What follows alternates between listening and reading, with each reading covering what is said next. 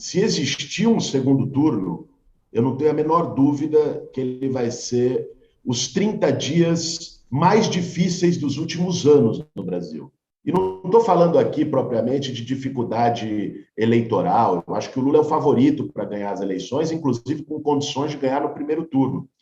Eu estou falando desse clima de ódio e violência política que o Bolsonaro semeou na sociedade brasileira.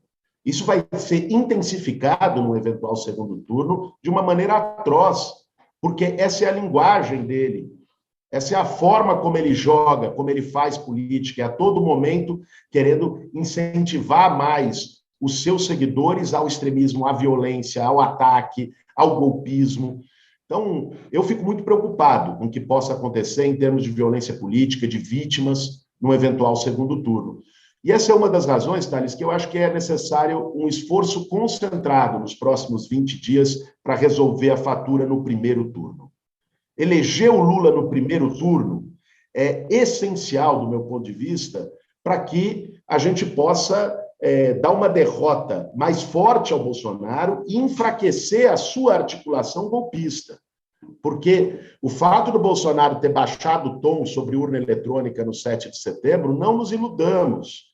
O Bolsonaro, se depender dele, vai tentar Capitólio, vai tentar deslegitimar resultado eleitoral.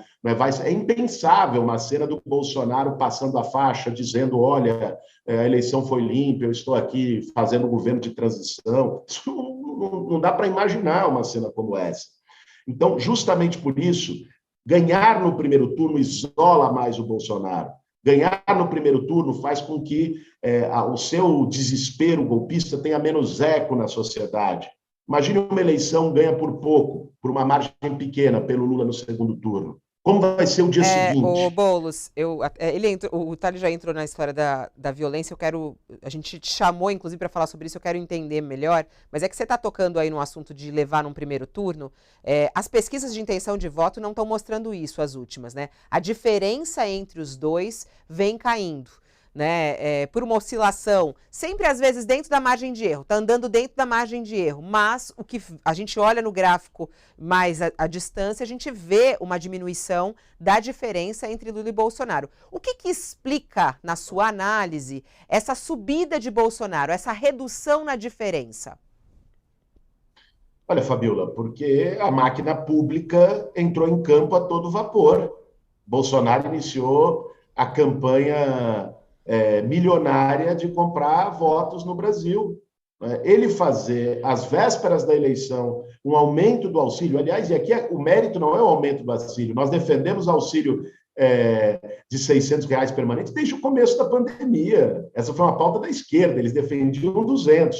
Mas ele fazer isso há 2 meses da eleição e com validade só até dezembro, ou seja, essa é uma jogada eleitoral usando o orçamento público, né, e que não tem como não ter efeito, ainda mais num país marcado pela fome, pelo desemprego, justamente pelas políticas econômicas que ele implementou. Então, nós temos a máquina do gabinete de ódio, de mentiras, nós temos a máquina pública federal atuando com ele, isso incide no processo eleitoral.